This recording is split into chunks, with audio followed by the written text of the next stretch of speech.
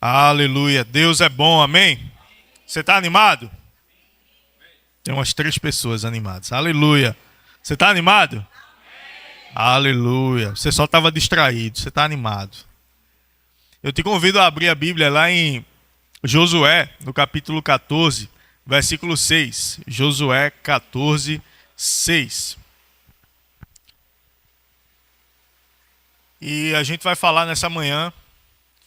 Eu poderia dar o tema Mantendo o Tanque Cheio. A gente vai ler esse texto, em seguida a gente vai trazer um pouco mais de contexto, passearmos um pouco pelas escrituras e pelas lições que o Senhor quer nos trazer nessa manhã. Josué 14, 6, na NVT. A gente vai projetar na NVT. Se a tua versão for diferente, você pode acompanhar pelos nossos telões, amém?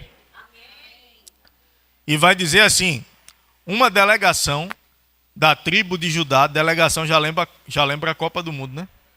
Uma delegação da tribo de Judá, liderada por Caleb, filho do quenezeu Jefoné, foi a Josué em Gilgal.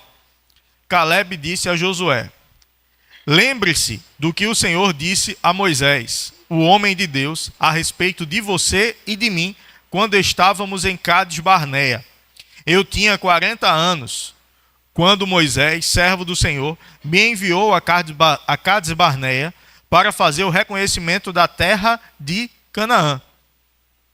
Eu voltei e lhe dei um relatório verdadeiro. Mas meus irmãos israelitas que foram comigo assustaram o povo de tal maneira que eles se encheram de medo. De minha parte, segui o Senhor, meu Deus, de todo o coração. Por isso, naquele dia, Moisés me prometeu solenemente: a terra de Canaã, na qual você caminhou, será herança permanente para você e seus descendentes, pois você seguiu o Senhor. Diga, seguiu o Senhor. Meu Deus, de todo o coração. Agora você vê, em todos esses 45 anos, aí já terminou a parte que o Senhor disse, e Caleb volta a dizer a Josué: agora você vê, em todos esses 45 anos, desde que Moisés disse essas palavras, o Senhor me preservou, como havia prometido, mesmo quando Israel vagava pelo deserto. Hoje estou com 85 anos. Continuo forte como no dia que Moisés me enviou. E ainda posso viajar e lutar tão bem quanto naquela época. Portanto, dê-me a região montanhosa que o Senhor me prometeu. Você certamente se lembra de que, enquanto fazíamos o reconhecimento da terra, descobrimos que os descendentes de Enaque viviam em grandes cidades fortificadas. Mas se o Senhor estiver comigo, eu os expulsarei da terra, como o Senhor prometeu. Vamos parar por aqui. Vamos entender um pouco mais o contexto, o que aconteceu aqui, o que trouxe a essa conversa e o que esse povo estava vivendo. Aqui a gente percebe Caleb falando para Josué. Você lembra que Josué, ele era o assistente de Moisés, ele era o ajudador de Moisés. Deus falou com Moisés, o povo estava no Egito, vivendo uma espécie de escravidão por parte de Faraó, e Deus levanta Moisés como libertador para tirar aquele povo do Egito e levar para a terra prometida. E você lembra também que o povo passou 40 anos no deserto até chegar à terra prometida. Porém, lá em Números, no capítulo 13, é a passagem que Deus fala com Moisés, e a gente já falou sobre essa passagem várias vezes. Eu gosto muito dessa passagem, porque ela traz um paralelo com a nossa realidade espiritual. Deus chamou Moisés e disse: olha, pega um príncipe de cada povo, de cada uma das 12 tribos, levanta um líder e manda eles irem espiar a terra que eu hei de dar a vocês. Eles vão lá, olham a terra e trazem o relatório para vocês. Moisés chama esses 12 e diz: olha, vão lá, olhem a terra, veja se tem gigante, veja como é o povo, veja como são os frutos. Moisés já traz um relatório diferente, uma instrução diferente daquela que Deus deu. Deus disse: manda o povo ir lá, olhar a terra e dizer para você. Aí Moisés já diz: olha, vai lá, vê se tem gigante, vê se tem isso, vê se tem aquilo. O povo vai. E não é o povo, quando eu digo povo, não é o povo de uma maneira geral, são os líderes, são 12 líderes E eles vão, olham a terra e voltam com um relatório. A terra é boa, terra mana leite e mel. A gente viu 2 homens para carregar um cacho de uva, então imagina o tamanho do cacho de uva. A gente viu o fruto que há na terra é grande, a terra é próspera de fato, porém, lá tem muito gigante. O povo é muito grande, a gente era como gafanhoto aos nossos olhos, e assim também éramos aos olhos deles, sendo que ninguém lá disse que eles eram como gafanhotos, ou seja, o que eles imaginavam que o povo enxergava eles, era a forma que eles se enxergavam. A gente era como gafanhoto aos nossos olhos, e assim também éramos aos olhos dos outros. E eles trazem esse relatório. Dizem, olha, não dá para a gente entrar na terra. A terra é do jeito que Deus disse. Deus é poderoso para fazer a gente, chegar até aqui. A gente viu a preservação de Deus, a gente viu os milagres de Deus, a gente viu as 10 pragas no Egito. A gente viu de uma maneira sobrenatural Deus fazer com que Faraó, que não queria, liberasse a gente. Porém, a gente não crê que Deus é suficiente para fazer a gente entrar na terra. Por mais que eles não tenham dito essas palavras que eu acabei de dizer, mas com a sua atitude eles disseram isso. Olha, a terra é próspera, Deus falou a verdade, mas Deus não é suficiente para fazer a gente entrar lá. Só que 2 se levantaram e foram Josué e Calebe, os 2 que estão tendo essa conversa que a gente leu em Josué, no capítulo 14. Josué e Calebe, a Bíblia diz que eles fizeram calar o povo e disseram, eia, subamos animosamente a possuir a terra, porque o Senhor nos fará herdar a terra que Ele prometeu. Nós rasgaremos aqueles gigantes como pão. Ou seja, eles olharam para a promessa de Deus, eles olharam para o poder de Deus, eles olharam para o tamanho do Deus que prometeu, muito mais do que o tamanho das dificuldades que apareceram. E eu quero refletir com você nessa manhã, muito mais do que isso que aconteceu inicialmente, mas sobre isso que aconteceu no final, sobre essa conversa que Josué e Calebe estavam tendo. Nesse relatório eles dizem, olha, ali habitam os gigantes, os filhos de Enaque, e eles vão relatando o tamanho dos gigantes, a quantidade dos gigantes e dos povos que estão ali. Só que 45 anos depois que eles entraram na terra, 40 anos eles entraram na terra. Então aqui, eles já tinham 5 anos na terra. Porém, a terra era muito grande, e eles foram conquistando a terra aos poucos. Eles não entraram e conquistaram toda a terra. Eles entraram, conquistaram Jericó. Foi um dos primeiros confrontos que eles tiveram, foi com Jericó. E Jericó, alguns historiadores dizem que Jericó tem muitas características, quando se estuda arqueologicamente, Jericó tem muitas características de uma base militar, muito mais do que uma cidade, mas uma base militar. As construções que existiam ali, os fragmentos que foram encontrados ali, dão conta de que ali tinha tudo para ser uma base militar.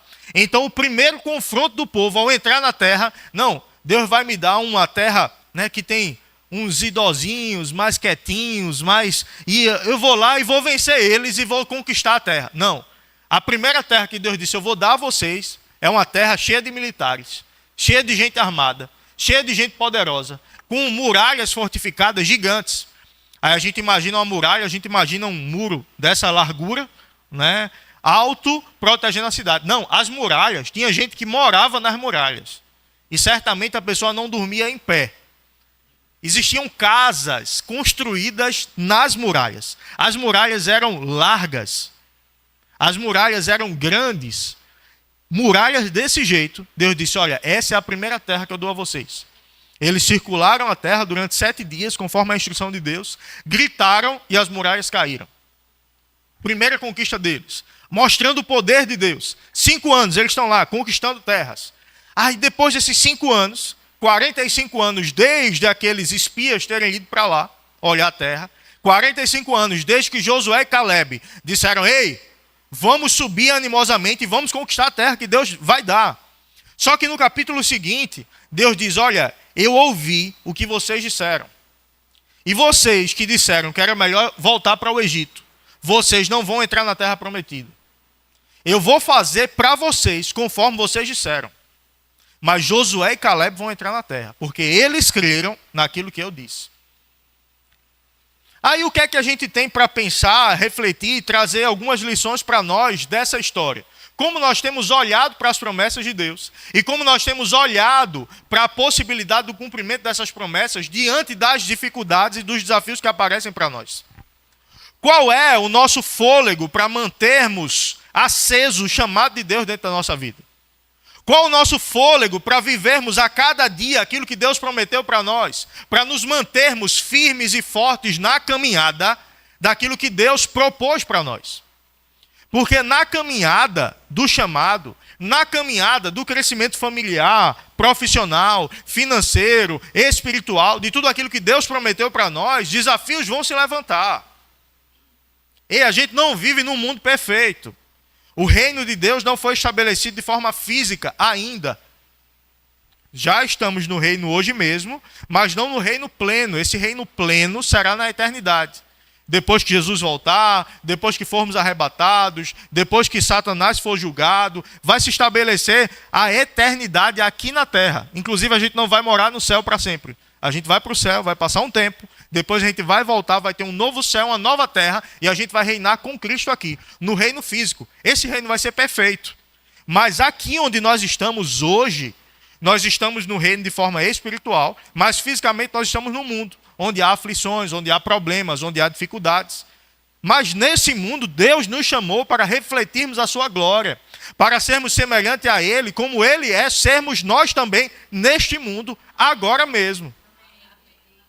Mas para isso, nós precisamos ter uma vida de fé, ter uma vida de confiança, ter uma vida de cumprimento das disciplinas espirituais, porque essa caminhada não é uma caminhada curta. Pelo menos não é para ser. Os dias de alguns são abreviados, mas a gente não crê em morrermos jovens. Nós cremos em uma longa caminhada aqui na Terra. Mas uma longa viagem, ela exige alguns cuidados. Ela exige abastecimentos constantes. Ela exige manutenção constante. Se a gente vai fazer uma viagem de carro, a gente vai fazer uma viagem longa, a gente programa quantos quilômetros. A gente coloca no Waze, coloca no Maps, quantos quilômetros vai dar de viagem. 500 quilômetros. Rapaz, o meu carro ele tem autonomia para 300 quilômetros, por exemplo.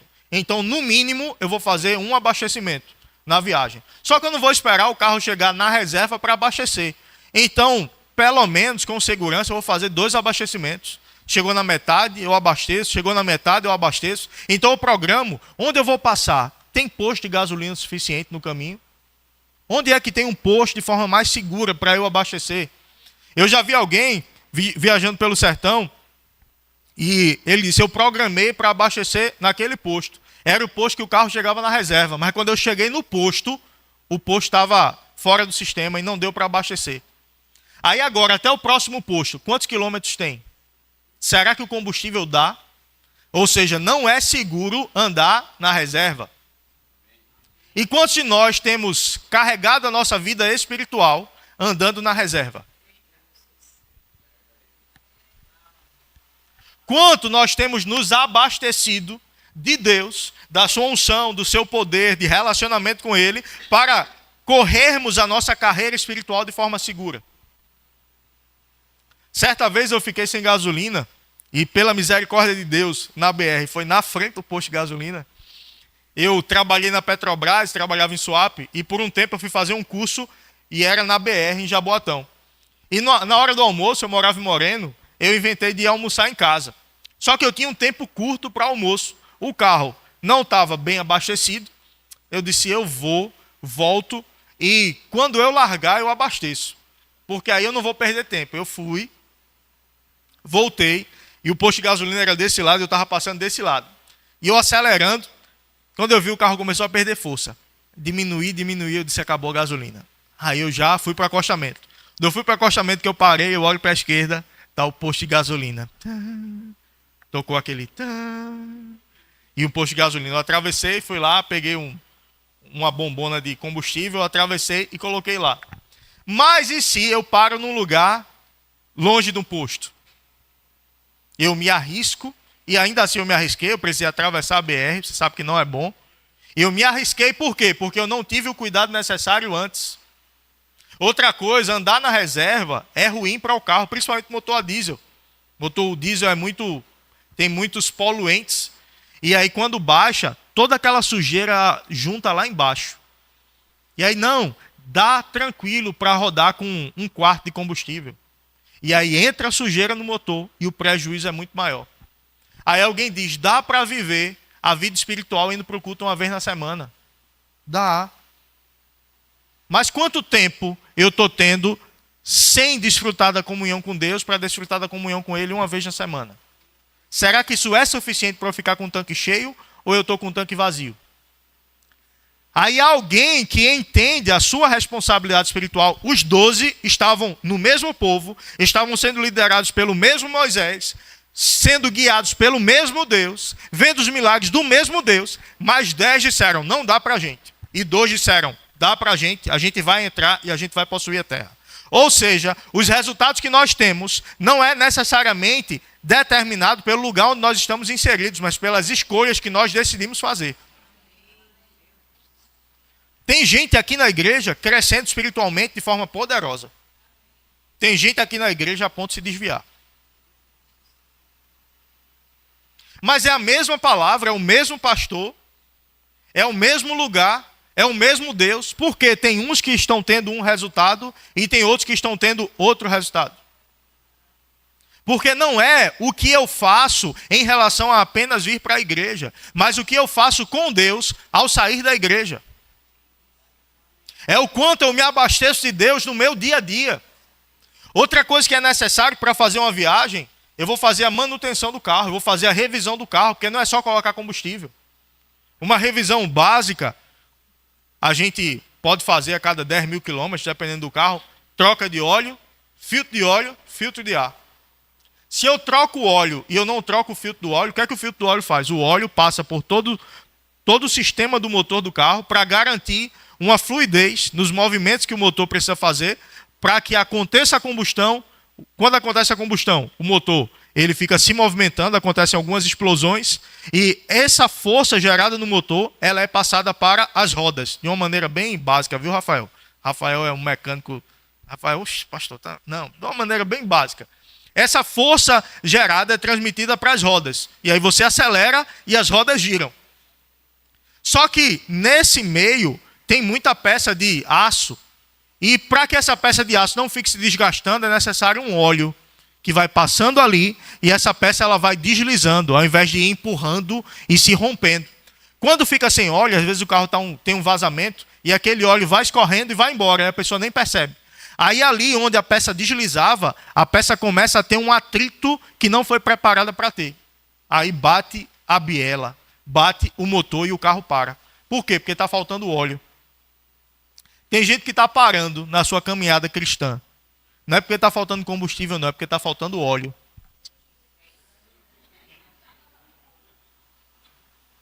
Crente tem que ser igual a pastel.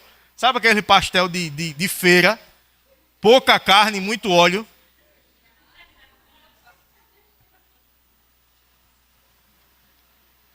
Ah, não, eu sou gourmet, pastor. É muita carne, pouco óleo. Não, benção. Tu tem que ser desse pastel de feira. Só o cheirinho, só a essência da carne. Quando tu morde, ele está bem cheio, assim, quando tu morde, vem a baforada de ar quente dentro. Aí tu olha, está um pouquinho de carne lá no final. E aquele cheiro, pelo menos tu sente o cheiro. Pronto. É só isso. E o que é o óleo? Quais são as 3 coisas que a gente falou? Troca de óleo, filtro de óleo. Esse óleo ele vai passar, vai pegar as impurezas do motor. E se ele ficar girando ali, as impurezas estão ali, aí ele passa no filtro. O filtro de óleo. Aí esse filtro de óleo vai segurar as impurezas e o óleo vai circular limpo. Aí tem gente que troca o óleo e diz, não, a cada 2 trocas de óleo eu troco o filtro. Aí bota o óleo novo no filtro, cheio de impureza. Aí o óleo novo fica igual ao óleo velho, porque fica cheio de sujeira. Porque não foi trocado o filtro. Então, eu estou tentando viver uma nova vida sem trocar a minha maneira de pensar. Aí eu não troco a minha maneira de pensar, querendo viver uma nova vida em Deus. Aí por isso, aqui, quem está pregando sou eu. Deixa eles ali, relaxa. Aí eu troco a minha vida, mas eu mantenho uma maneira de pensar velha. Aí eu vou ter os resultados de antes, mesmo estando tudo novo. Ei, benção, Deus te chamou para trocar o óleo e trocar o filtro de óleo também. O pastor falou de que hoje? De troca de óleo na igreja. que foi que você aprendeu? Eu aprendi que quando troca o óleo, tem que trocar o filtro também. E quando troca o óleo e o filtro, tem que trocar o filtro de ar também. Porque no motor, para ter a combustão, tem que ter o combustível, tem que ter a centelha e tem que ter o ar. Lá dentro do motor. Aí esse ar, ele é sugado, ele entra e ele passa por um filtro. Se ele não passar pelo filtro, vai entrar mosquito, vai entrar tudo dentro do sistema do motor do carro lá. E vai danificar. Quais são os filtros que a gente tem que trocar? Quais são os filtros que a gente tem que colocar na nossa vida para filtrarem as atitudes que a gente tem que ter? Primeiro filtro, a palavra de Deus. O que eu vou fazer? Ah, não, eu acho que isso aqui é besteira. Passa pelo filtro da palavra. Essa atitude, passa pelo filtro da palavra. A minha vontade, passa pelo filtro da palavra. Porque não é o que eu quero, é o que é necessário fazer. Alguém que tem uma vida de sucesso em qualquer área é uma pessoa que cumpre de forma básica aquilo que tem que ser feito de forma básica, porém bem feito. Porém com cuidado, porém com constância. Eu vejo 45 anos depois, Caleb dizendo, tal qual era a minha força há 45 anos, é a mesma força hoje. O mesmo vigor físico que eu tinha com 40 anos, é o vigor físico que eu tenho com 85 anos.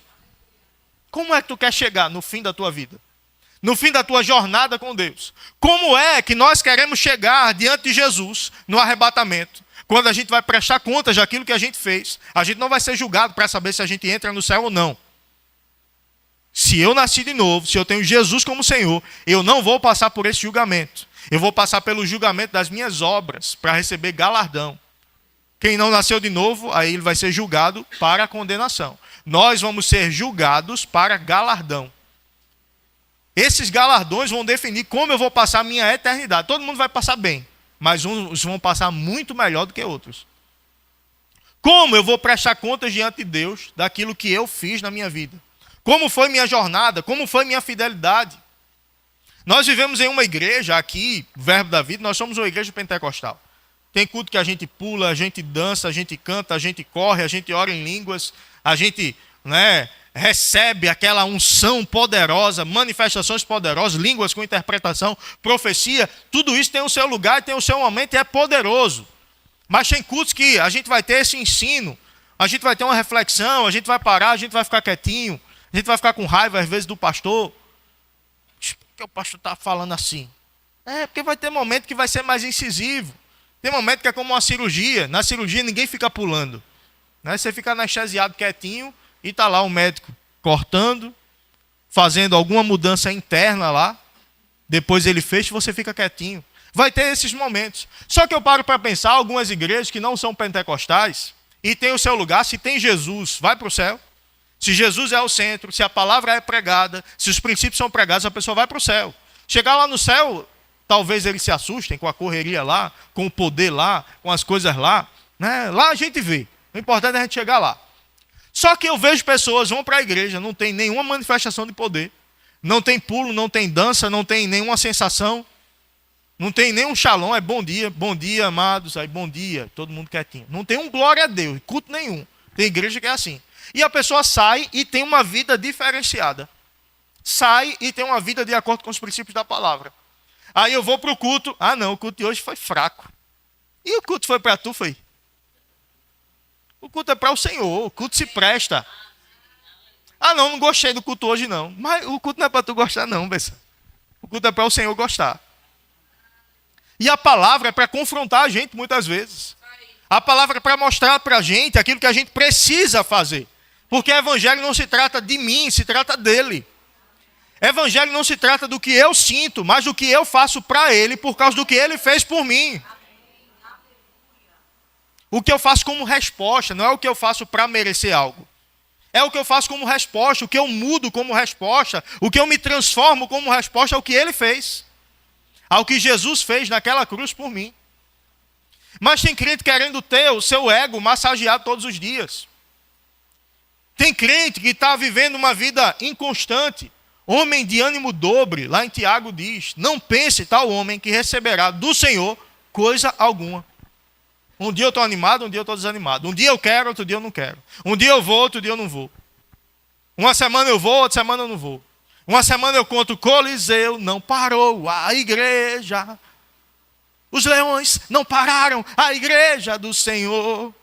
Aí mais tarde chove, vou não. Oxi, o Coliseu não parou, o leão não parou, o Império Romano não parou, a chuva parou.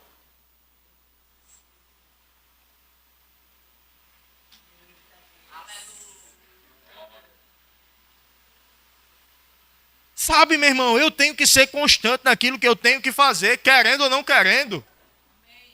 Porque nem todo dia eu vou querer fazer o que é certo. Mas todo dia eu tenho que fazer o que é certo, querendo ou não querendo. Todo dia eu tenho que ler a Bíblia, querendo ou não querendo. Aí a gente coloca uma meta. Muita gente aqui se comprometeu com a meta. Eu vou ler 3 capítulos da Bíblia e orar 10 minutos por dia. 3 capítulos da Bíblia, pensa. E 10 minutinhos de oração. A gente criou uma comunidade, um grupo no WhatsApp. Para lá a gente coloca a meta, coloca quais são os capítulos.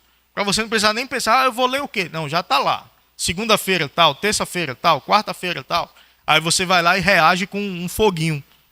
Para dizer, eu bati a meta. Por quê? Só para você poder prestar conta, para ter uma comunidade ali, para você perceber outras pessoas que estão fazendo junto contigo. Porque o teu alvo, o meu alvo foi com Deus. Não foi um compromisso comigo, pastor, foi com Deus. Mas aí a gente coloca lá, aí a gente vê um dia 70 pessoas, aí outro dia 60, aí outro dia 50, aí outro dia 40. Xoxê, o que é que está acontecendo? É só ler a Bíblia, 3 capítulos. Aí eu digo, eu vou fazer. Pastor pregou, eu entendi, é importante, eu vou fazer. Aí faz um dia, faz 2 dias, faz 3 dias. Aí no outro dia, eita, estou cansado, hoje eu não vou fazer não. Faz cansado. Não, mas não vai ter benefício nenhum, porque vai ter benefício sim. Você está lendo a palavra, você está meditando na palavra. A palavra de Deus é viva e eficaz, mais penetrante do que qualquer espada de 2 gumes. Então ela é vida, ela vai trazer vida para você, ela vai trazer mudança na minha e na tua vida. Mas eu preciso fazer querendo ou não querendo. Aí de tanto fazer, a vontade começa a vir. Eita, daqui a pouco eu vou ter o meu momento de leitura bíblica. Você começa a ansiar por esse momento. Porém, para fazer isso, você precisa exercitar o músculo da disciplina. Eu estou estudando espanhol, está aqui meu maestro, meu professor, e eu já falei disso várias vezes, eu já comecei a estudar espanhol umas 20 vezes e parei. E por que eu falo disso? Porque eu me comprometo com isso publicamente, quando eu estou falando aqui também. E eu falei com ele também, porque eu me comprometo com uma pessoa. E eu me cerco de coisas que vão me fazer ter disciplina para fazer o que é necessário fazer. Porque vontade, quando eu começo, eu estou super empolgado. Mas daqui a 1 mês, 2 meses, a empolgação passou, a vontade passou. Aí aquela vontade de estudar já não tem mais, mas aí eu vou estudar sem vontade.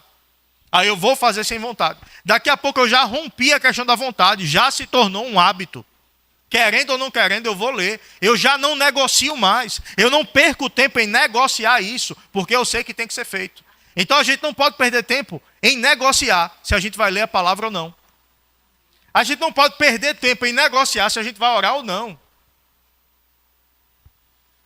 Pássaro voa. Eu ia dizer pássaro nada. Peixe voa. Não, pássaro voa. Peixe nada. Leão ruge. Crente ora. Crente lê Bíblia. Crente jejua. Ah, pastor, mas eu estou me sentindo tão fraco. Vai orar. Vai ler a Bíblia.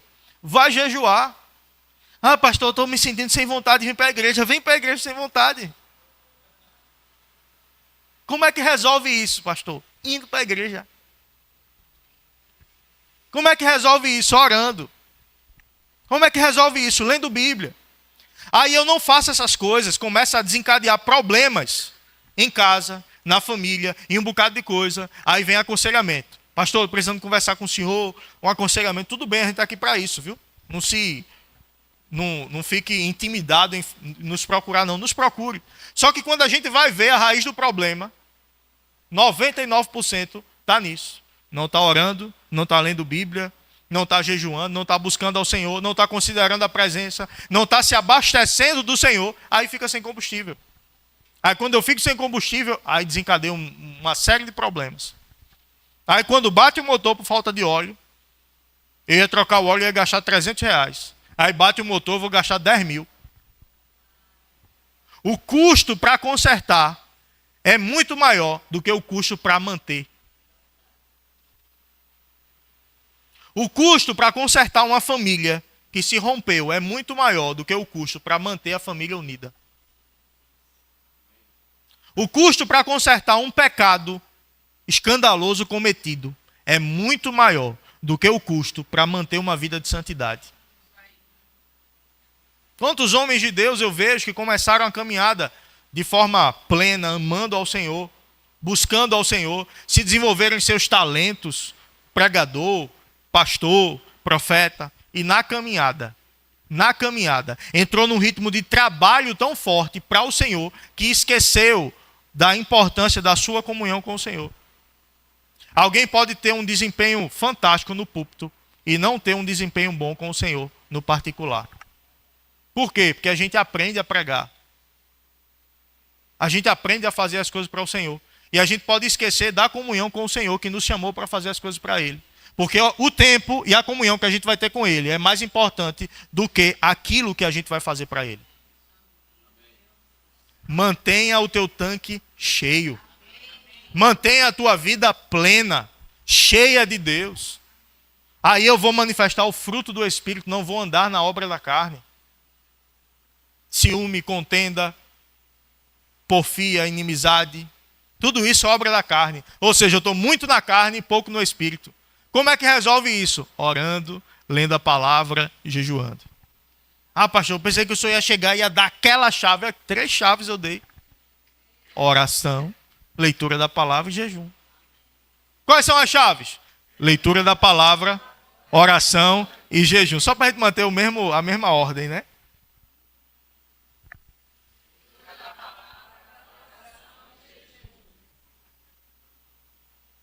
O básico bem feito. Abastece você. Deixa o teu carro com a manutenção feita para você correr a carreira até o fim, não desistir, não parar, não retroceder, não desanimar.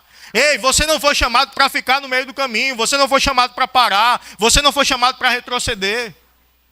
Nós fomos chamados para correr a nossa carreira até o fim, com perseverança, com confiança em Deus, cheios de fé, cheios de amor, cheios de fidelidade, cheios de vigor com aquilo que fomos chamados para fazer. Sabe, você vai vir para a igreja desanimado, vai vir para a igreja desanimado. Mas você não vai viver desanimado vindo para a igreja, não. Vem sem querer, pelo tempo suficiente que tu vai ver que acende o fogo, vai pegando aquilo dentro de você, e esse fogo vem e você vai querer vir muito mais. Você vai fazer o churrasco, você coloca ali um pedaço de papel, molha óleo, né, de cozinha ali, bota um fósforo, aí começa a pegar e vai botando carvão, aí apagou. Aí outro apagou, outro apagou, outro apagou. Está ventilado, vamos tampar o vento. Por que tu não desiste? Porque tu quer comer carne. E para querer comer carne, tu tem que fazer fogo. Para assar a carne, tem que fazer fogo. Quer assar a tua carne? Faz fogo. Se enche do fogo que vai assar a carne. Ah, pastor, eu estou muito na carne. Bota fogo. Que vai assar essa carne. E às vezes para o fogo pegar tem que botar óleo. Rapaz, os exemplos hoje estão, né, bem... Bota óleo. Que o óleo vai queimando devagarzinho ali, ó. Aí vai pegando no carvão. Porque o carvão pode ser o fogo que for. Se não pegar tempo suficiente, ele não queima. Não, o fogo é forte, mas passou rápido no carvão, não pegou. O carvão pega com fogo constante. Ah, porque hoje eu orei muito, hoje o culto foi poderoso, agora eu estou abastecido para a vida toda. Tá, não. Amanhã tem que orar de novo. Amanhã tem que abanar de novo ali para o fogo pegar. Eita, já subiu a chama, aí apagou. Tem que abanar ali, ó. Daqui a pouco, quando começar a estralar, pronto, pegou o fogo. Acabou agora, não. Se quiser demorar assando carne, tem que ir colocando mais carvão. Porque aquele carvão vai ser consumido. Então coloca mais lenha. A gente canta uma música, eu ainda tenho fome, eu ainda tenho lenha, pode vir queimar, pode vir queimar, eu ainda tenho fome, eu ainda tenho lenha, pode vir queimar.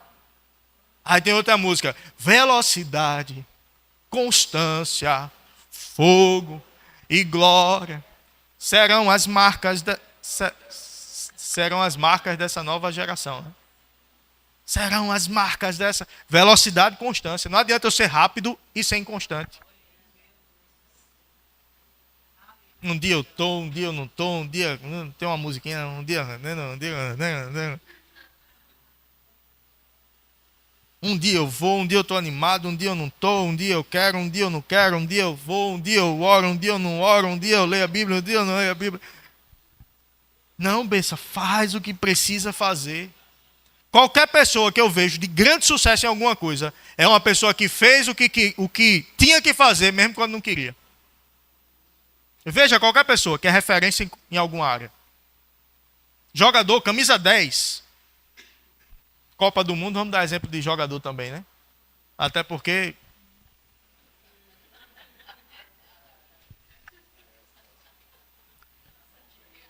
Aí você vê Cristiano Ronaldo. Eu gosto do exemplo Cristiano Ronaldo e Messi, né? Eu acho que Messi, de forma natural, ele é melhor do que Cristiano Ronaldo. Mas eu acho que o resultado de Cristiano Ronaldo é melhor do que o resultado de Messi. Essa discussão aí a gente pode discutir o dia todo e não chega a um denominador comum. Mas você vê a habilidade natural de Messi. Messi pega na bola, ele brinca, parece o pastor. Ele brinca, ele vai, ele... A bola parece que gruda no pé dele, ele faz o que ele quer. Você não vê aquele corpo físico bem preparado, aí não parece pastor não. Assim, um cara que treina muito, não. Mas você vê Cristiano Ronaldo. O cara é uma máquina. O cara treina como ninguém treina, se prepara como ninguém se prepara, é disciplinado como ninguém é disciplinado.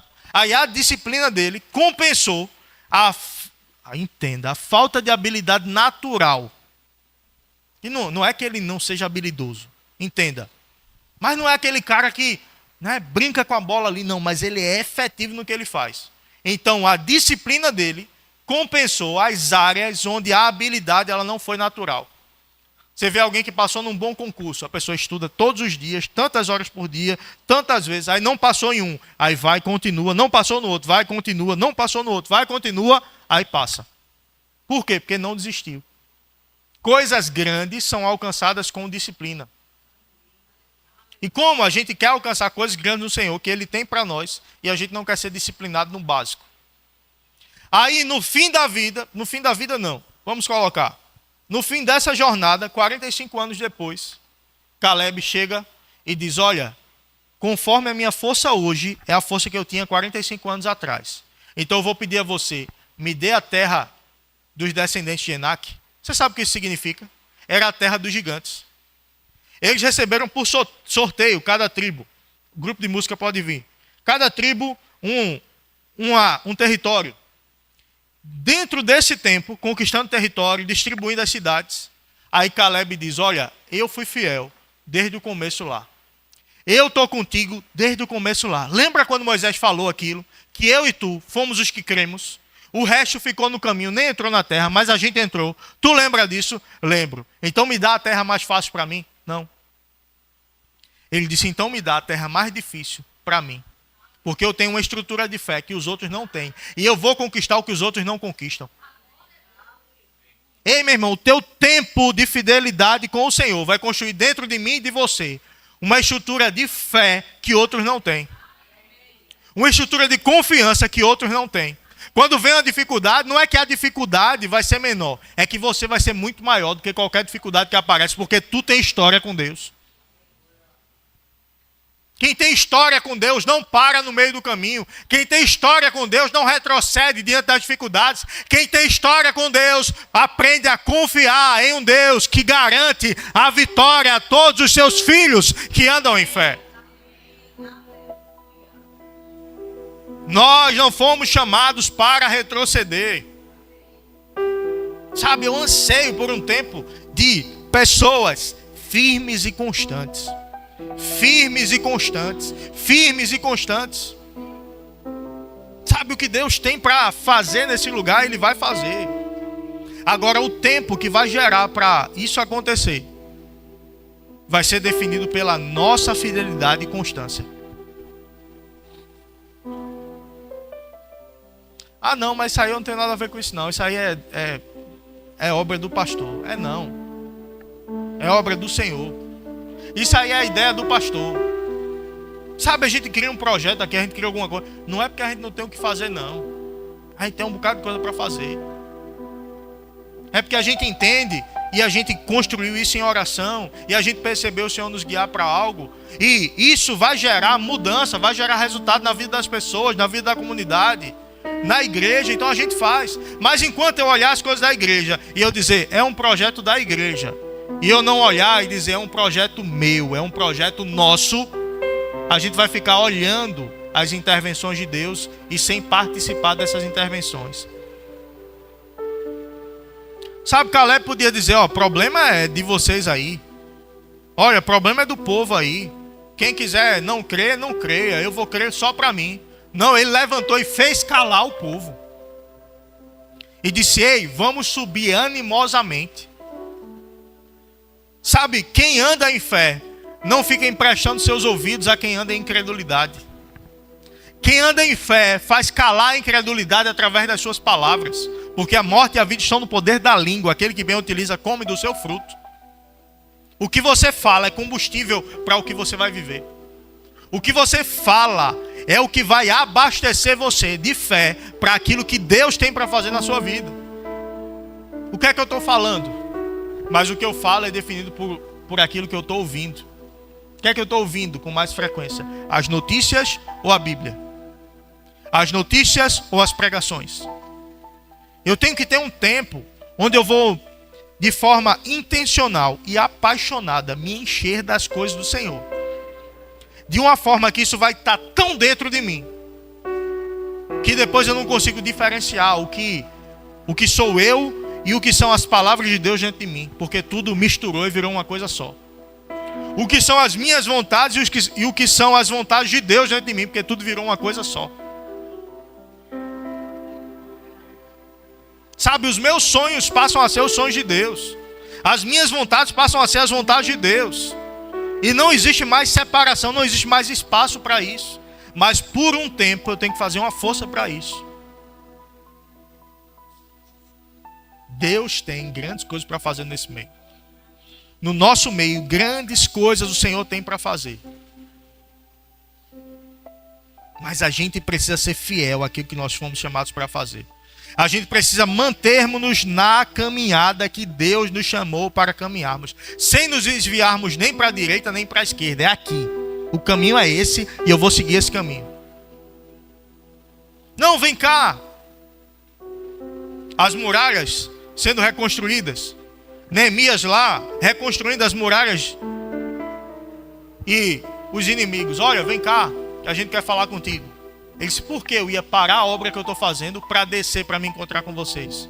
Eu estou fazendo uma grande obra, então eu não posso parar. Mas sabe por que eu paro? Porque eu não entendo que eu estou fazendo uma grande obra. Quando eu entendo que aquilo que eu estou fazendo é uma grande obra, eu não paro. Quando eu entendo que aquilo que eu estou fazendo é o que Deus me chamou para fazer, eu não me distraio com propostas que me tirariam do propósito. Ah, pastor, grande obra. O que é a grande obra? O que você foi chamado para fazer hoje faz parte da construção de uma grande obra. O que você está proposto para você fazer hoje diante de Deus é a caminhada para a construção de uma grande obra. Oxe, mas eu não entendo como é que eu vou fazer uma grande obra. Eu só estou colocando cimento aqui em cima do tijolo. Mas a grande obra se constrói com tijolo, cimento, outro tijolo, mais cimento, outro tijolo, mais cimento. Mas eu não sei como é que isso aqui vai gerar uma grande obra. Vai fazendo. Aí o trabalho dele é colocar brita para fazer o concreto. Oxe, mas só colocar brita aqui. Colocar brita aqui não. A gente está construindo uma grande obra. E nessa grande obra, o teu trabalho hoje é colocar brita. Qual a brita que Deus te chamou para colocar hoje? Nós estamos colocando essa brita com fidelidade?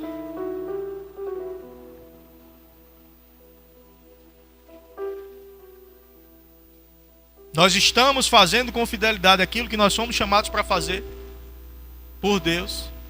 Ou a gente está pensando, não, quando Deus me fizer chegar nessa posição, eu vou fazer com fidelidade. Mas para chegar nessa posição, eu tenho que ser fiel nessa posição. Aí isso vai me habilitando, isso vai me preparando para eu chegar nessa posição. Eu vi um grande pastor Anderson Silva, muito conhecido aí na internet. Temos algumas divergências doutrinárias, mas eu gosto de algumas coisas dele. Ele já foi do Verbo da Vida, inclusive. E tem um exemplo que ele dá de quando a esposa dele foi fazer uma das consultas de pré-natal. E isso aconteceu no Verbo da Vida lá em Brasília. E ele disse, pastor, amanhã eu não venho não. Ele trabalhando na igreja, de forma voluntária. Pastor, amanhã eu não venho não, porque eu vou acompanhar o pré-natal da minha esposa. Aí ele disse, por que tu vai faltar o serviço para acompanhar? Ela está doente, ela está precisando de alguma coisa, tem algo específico? Ele disse, não, está tudo bem. Ele disse, por que você vai amanhã? Quando você quiser ir, me avisa com um mês de antecedência. Me avisa com antecedência, porque é obra do Senhor que tu está fazendo aqui. Como é que tu fica com... Se fosse no trabalho lá fora, tu ia fazer isso? Eu disse, não. Se porque aqui o teu compromisso vai ser menor. Aí, o pastor Anderson Silva disse que ele mencionou isso, e muita gente veio falar com ele, que pastor sem noção, que pastor... E ele disse, não, a intenção não foi essa quando eu dei o exemplo. Foi dizer que eu não tinha um compromisso suficiente, que o pastor me ensinou a ter um compromisso suficiente. Aí a gente é corrigido na igreja. Eu não quero mais não, a igreja não, porque eu fui corrigido. Não quero mais não fazer isso não, porque eu fui corrigido. E eu vejo muita coisa que foi construída nele, nesse tempo, onde o ego dele estava sendo quebrado. E na igreja, nessa época, tinha que usar terno e gravata. Ele, mas pastor, por que usar terno e gravata? Ele disse, porque aqui, a nossa forma de ser excelente é assim, com terno e gravata. Mas outras igrejas não tem. Ele disse, então vá para outra igreja, se você não quiser usar. Mas aqui é assim. E ele diz o quanto isso foi importante para quebrar o ego dele. Porque igreja, as coisas para o Senhor não é do jeito que eu quero. É do jeito que foi definido que tem que ser feito. E se eu quero fazer parte daquela obra, eu vou fazer do jeito que foi definido. Alguém pode estar chegando e se assustar comigo. Se assuste não. As coisas do Senhor têm que ser feitas com excelência. As coisas para o Senhor têm que ser feitas com honra. Jesus, e a gente daqui a pouco vai tomar uma ceia, tudo isso simboliza o que Jesus fez por nós na cruz. Jesus nos tirou do império das trevas, nos transportou para o reino do Filho do seu amor. Só que tem gente que foi transportado para o reino do Filho dele, já está no reino, no que diz respeito à sua realidade espiritual, mas está vivendo com uma mentalidade de deserto. Onde Deus está dizendo, ei, aqui as atitudes têm que mudar. Aqui no deserto, o maná caía do céu todos os dias. O povo comia o que Deus mandava. A comida descia, literalmente. O povo colhia e comia. E cada dia era uma comida. Era aquela mesma comida todos os dias. Não podia guardar para o segundo dia. Ah, isso aqui eu vou colher mais hoje, eu vou guardar para amanhã. Se guardasse um dia para o outro, estragava. Porque Deus estava querendo ensinar. Ei, todos os dias eu tenho a provisão necessária para a tua vida. Você não precisa se preocupar com amanhã, porque amanhã vai trazer a provisão de amanhã. Hoje essa provisão é para hoje, descansa, porque eu tenho o suficiente para hoje. E amanhã? Amanhã eu vou ter o suficiente para amanhã, descansa.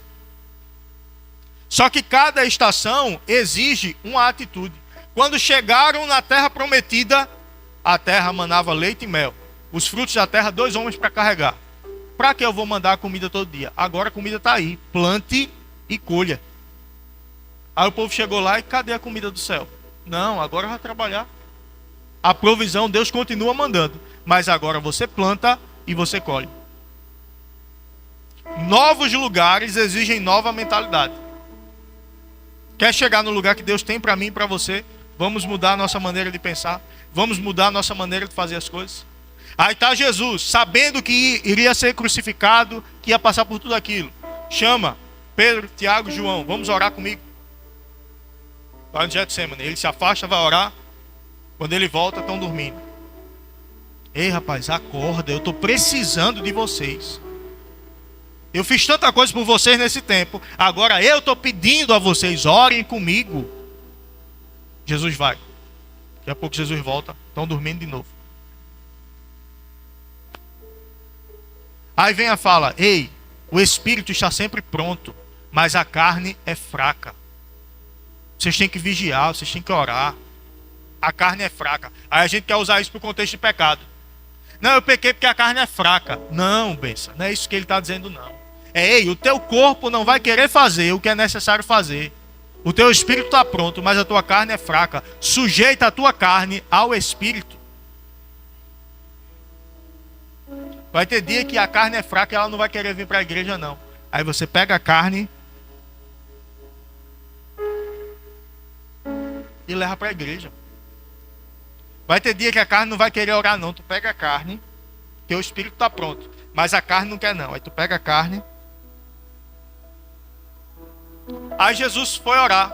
Jesus disse: Senhor, se for possível, passa de mim esse cálice sem que eu beba. Profeticamente se fala de alguns cálices que Jesus precisaria beber. E um desses cálices seria a crucificação. Sabe que quando Jesus estava com sede, o que foi que colocaram na boca dele? Vinagre. Você sabe a origem da palavra vinagre? Vinho agre. Vinho azedo. Vinho amargo. Aquilo foi um cálice que Jesus bebeu também. E tinha sido profetizado aquilo. Aí Jesus diz: olha, se possível, passa de mim esse cálice sem que eu beba, mas que não seja feita a minha, mas a tua vontade. Jesus entendia: para cumprir o propósito, eu tenho que abrir mão da minha vontade. Se Jesus, que é Deus, que veio do Pai, que Ele e o Pai são um, Jesus precisou abrir mão das suas vontades. Imagina eu e você. Se Jesus teve um momento que Ele disse: olha, minha vontade é diferente da tua, mas que não seja feita a minha, mas a tua vontade. E Jesus foi e pagou o preço para que eu e você pudéssemos hoje viver o que nós vivemos. A redenção, a justificação, entrar confiadamente junto ao trono da graça.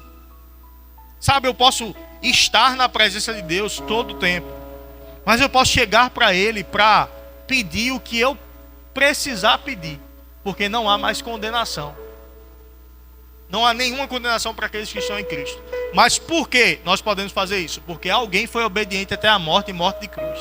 Pelo que também Deus o exaltou sobremaneira. Ele deu o nome que está acima de todo nome, ao qual todo joelho se dobrará e toda língua confessará Jesus como Senhor. Por causa da obediência de um.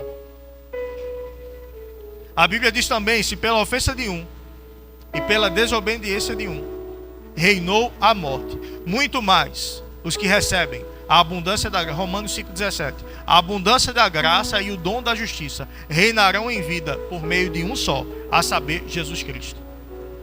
Então a obediência de um gerou isso. Mas sabe que a nossa obediência vai fazer com que o efeito da obediência dele possa chegar a muitas pessoas? Nós somos no Brasil cerca de 70 milhões de evangélicos. Não estou nem falando de cristãos. Evangélicos. Nós temos cerca de 220 milhões de habitantes no Brasil. Ou seja, tem um crente para cada 2 descrentes.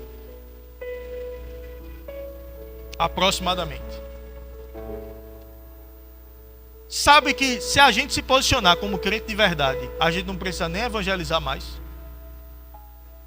Por quê? Porque cada um tem um irmão, tem um pai, tem uma mãe, tem um primo, tem um colega de trabalho com quem você tem contato que não é crente. Se cada um da gente alcançar 2, o Brasil todo se converte. Cada um da gente crente do Brasil todo, né? Não só. O Brasil todo se converte. Porque o Brasil é conhecido como a terra da corrupção. Porque o Brasil é conhecido como uma terra que o jeitinho resolve. Porque os crentes não se posicionaram como deveriam. Porque se um terço faz a diferença, se um terço é diferente, o Brasil não ia ser assim. Por que tem corrupção na política? Porque tem corrupção na sociedade. Por que tem corrupção na polícia? Porque tem corrupção na sociedade. Os órgãos que nós temos no Brasil são um reflexo da população.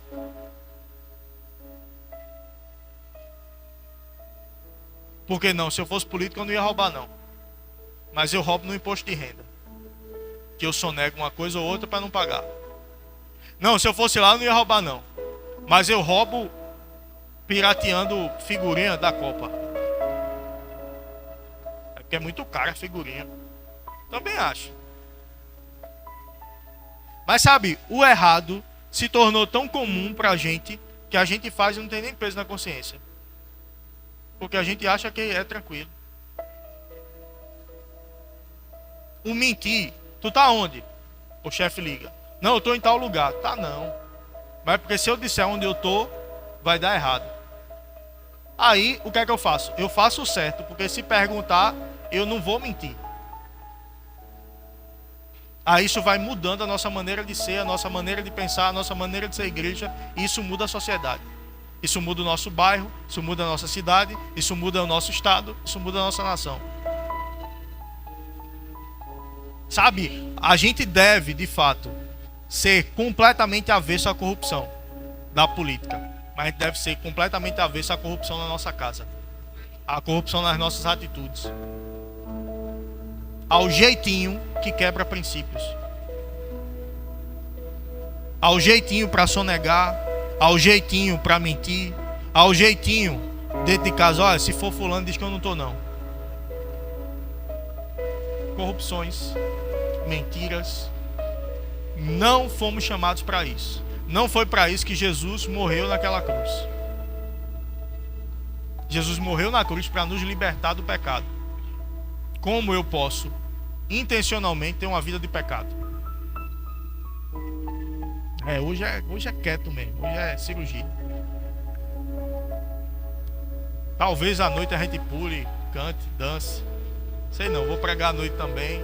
Tenho algumas coisas ainda dentro de mim a serem geradas durante o dia para fechar aquilo que eu vou pregar à noite. Talvez a gente esteja bem animado de noite, mas de manhã é isso hoje. É o que Deus tem pra gente. É pensar, é refletir, é rever minhas atitudes, é rever meus conceitos, é me encher do que eu preciso me encher para ter a vida que Deus quer que eu tenha. Andando na reserva, eu não vou chegar no lugar que Deus tem para mim.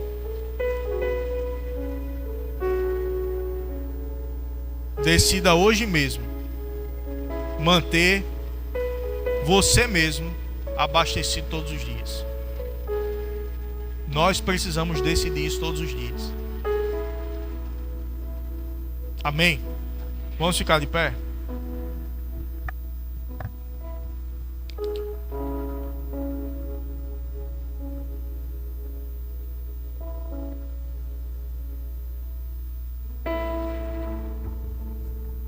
Sabe uma chave muito importante para termos a disciplina para fazermos o que é necessário fazer sem força? Como assim, pastor? Você falou que a gente tem que fazer querendo ou não querendo. Sim. Mas tem como a gente fazer querendo. E como é que a gente gera isso? Como é que a gente gera essa vontade? Uma vida de adoração. Uma vida de adoração faz a gente querer fazer o que é necessário fazer. Uma vida onde a gente coloca as músicas em casa e adora. Tem aquela música de declaração de fé. Eu vou chegar, eu vou viver, eu vou fazer. Tudo isso tem seu lugar.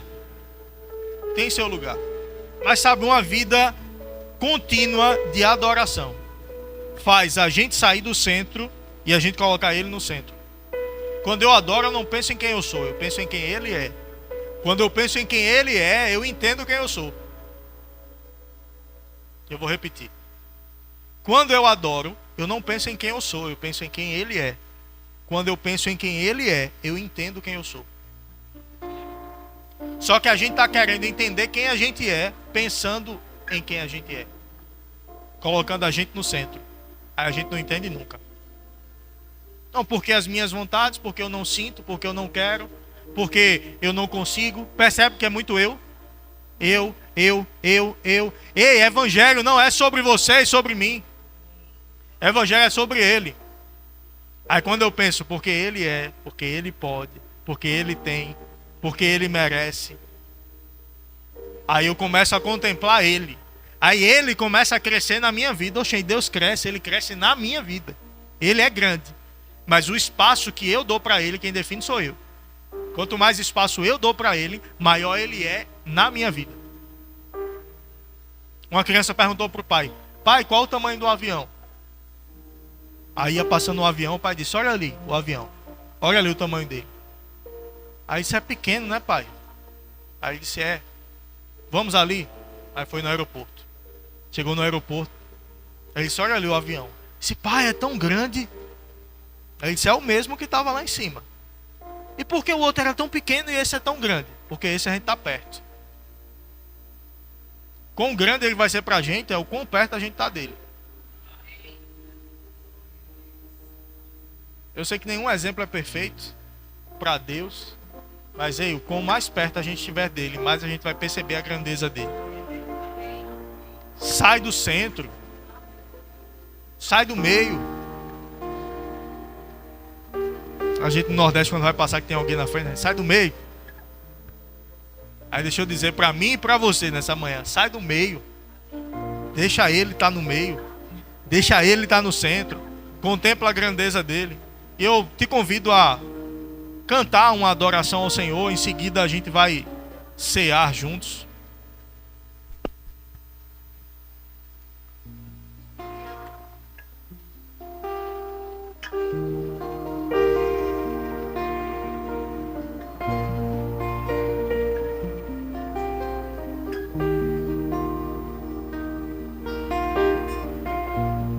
Te louvarei, não importam as circunstâncias, adorarei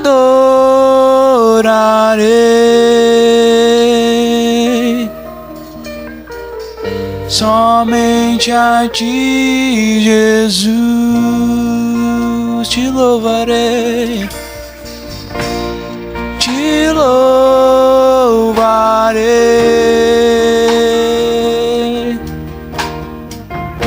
não importam as circunstâncias, adorarei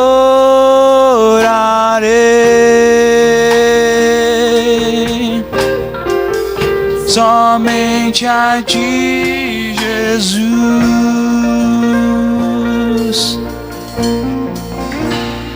Te louvarei,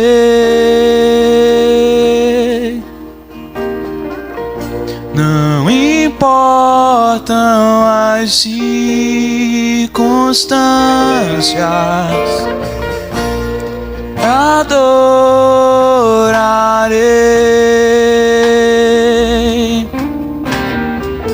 somente a ti, Jesus. Somente a ti, somente a ti, Jesus. Cante perto, quero estar.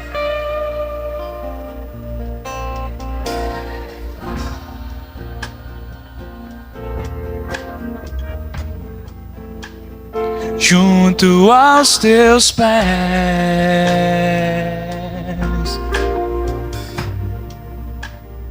pois prazer maior não há te render e te adorar.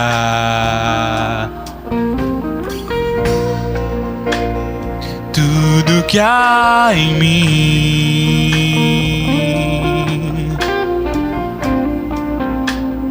quero te ofertar.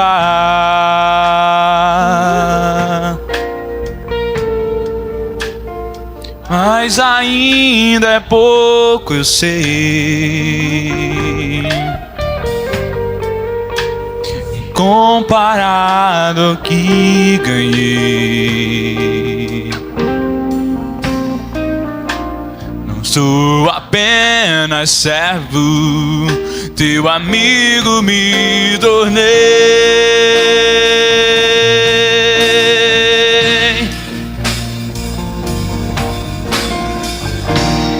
Te louvarei,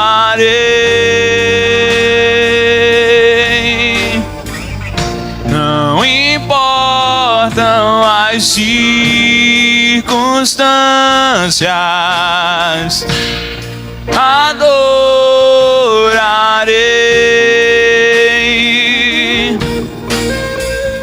somente a ti, Jesus, te louvarei,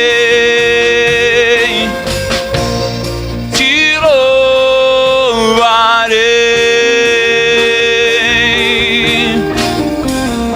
não importam as circunstâncias, adorarei somente a ti, Jesus,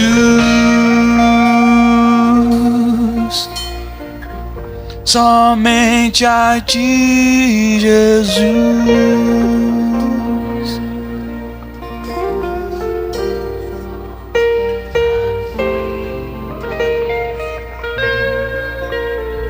Aleluia. Aleluia. Sabe, esse momento nós entronizarmos a Ele, reconhecermos a grandeza dEle, a centralidade dEle nas nossas vidas. E isso não deve ser feito apenas aqui. Isso tem que ser uma constante na nossa vida. Isso tem que fazer parte da nossa agenda. Amanhã eu tenho que resolver tal coisa, amanhã eu tenho que resolver tal coisa, amanhã eu tenho que adorar. Amanhã eu vou no banco, amanhã eu vou fazer isso, amanhã eu vou no meu lugar de adoração. Se Deus não fizer parte da nossa agenda, a gente não vai ter tempo para ir.